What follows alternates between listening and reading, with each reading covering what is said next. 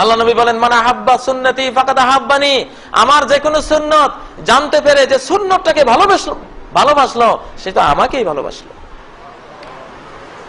Oman আহাব্বানি কানা মাই feel জান্নাহ, আর যে আমাকে ভালোবাসবে সে জান্নাতে থাকবে আমার সাথে। 5 ওয়াক্ত নামাজ পড়ে আমিও একসময় মুনাজাত দিয়েছি, আল্লাহুম্মা আমিন বিরহমাতিকা ইয়া আরহামার রাহিমিন, আমিও করেছি, কারণ আমার ওস্তাদরা পড়িয়েছেন।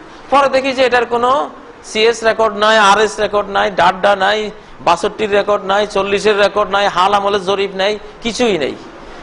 মহানবী সাল্লাল্লাহু আলাইহি ওয়াসাল্লাম তিনি 23 বছর পর্যন্ত সালাত পড়েছেন, একটা বারো মুসল্লিদেরকে নিয়ে এইভাবে আল্লাহুম্মা আমিন বিরহমাতিকা ইয়া আরহামার রাহিমিন বলেন নাই। আমি বলছি আমার তো ভালো লাগে, বাংলা আরবি নামাজ তো বুঝি নাই, ইমাম সাহেব কি পড়লেন কি বলেন কিছুই তো বুঝি নাই। এখন যে ইমাম সাহেব বলছেন রব্বুল আলামিন আমার মা বাবাকে ক্ষমা করে দাও, আমার দাদা দাদিকে মাফ করে দাও, সবার আসরের নামাজ কবুল করে নাও, জিন্দেগির সব গুনাহ খাতা ক্ষমা করে দাও, আহা কি ভালো কথা, মায়ের ভাষায় বলতেছে, আপনার কাছে ভালো লাগতেছে। আচ্ছা এই হুজুর কেন মুনাজাতের বিরুদ্ধে লাগলো? হুজুরের কি কোনো কাজ নাই? এত ভালো কথা বলতেছে ইমাম সাহেব, তারপরও কেন এই মুনাজাতের বিরুদ্ধে কথা? কেমন ভালো লাগে তো। ইঁদুর মারার যে বিষটা দেওয়া হয়, শুধু বিষটা দিলে কোনো ইঁদুরের বাচ্চাও খাবে না সেটা, এই জন্য সাথে বিস্কুটের গুঁড়া, শুটকির গুঁড়া, সাথে কিছু গুড়, নারিকেল, লবণীয় অনেক কিছু থাকে। মা ইঁদুর বলছে বাবারে খাস না কেউ, আমি জানি এই মিঠার ভিতরে কি বিষ লুকিয়ে আছে, সর্বনাশ হয়ে যাবে। বাচ্চারা কয় তুই বুঝিস না মা, তুই অতীতের আগের যুগের ধ্যান ধারণাওয়ালা, কত সুন্দর শুটকির বাঁশ, কি সুন্দর বিস্কুট, আধুনিক বিস্কুট, সল্ট টেস্টও আছে, আবার মিষ্টিও আছে, নারিকেলও আছে দেখা যায়। মায়ের কথা বাদ দিয়ে বাবারা সবাই খাচ্ছে। পরিণতি কি হলো? একজন মরে আছে ঘরের কোনায়, আরেকজন পাটাতনে, আরেকজন দুয়ারে, আরেকজন চোখের নিচে। বিজ্ঞানীদের মহলে একটা বিষ আছে, এই বিষের স্বাদটা কেমন বিজ্ঞানীরা কেউ এটা জিহ্বায় দিয়ে বলে যাওয়ার সুযোগটা পায় নাই, এত মারাত্মক বিষ। স্বাদ টেস্ট করার জন্য জিহ্বায় দিয়া এটা বলতে পারে নাই যে এটা এই স্বাদ, বলার আগেই মরে গেছে।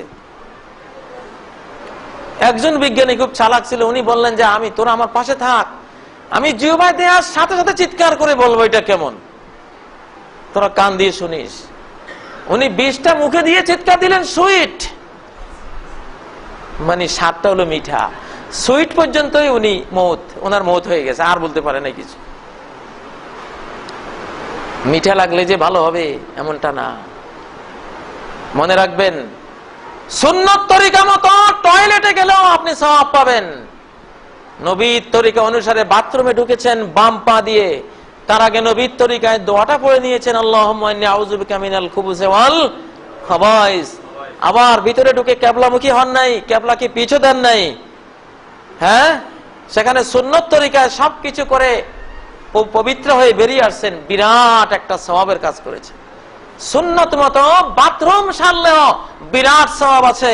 সুন্নতের খেলাফ কাবা শরীফের হজ যদি করেন, কাবার এক রাকাতে 1 লক্ষ রাকাতের সওয়াব, কিন্তু সুন্নত তরিকা বাদ দিয়ে সেখানে যদি আপনি 1000 বছরও সালাত পড়েন, তাহলে একবার সুন্নত তরিকায় টয়লেটে গেলে যে সওয়াবটা পাবেন নবীর তরিকার বরকতে, নিজের তরিকা বানিয়ে জীবন ভরে কাজ করলেও আপনি সওয়াব তো পাবেনই না, উল্টো আপনি একজন বেদাতি, একজন কুসংস্কারপন্থী, নবীর ধর্ম বিনষ্টকারী, একজন নবীর ধর্মের দুশ্মন হিসেবে কিয়ামতের ময়দানে নবীর সামনে যখন পড়বেন, তিনি বলবেন সোকান সোকা, দূর হও, দূর হয়, দূর করো আমার এখান থেকে, আমার ধর্ম নষ্ট করে ফেলেছে।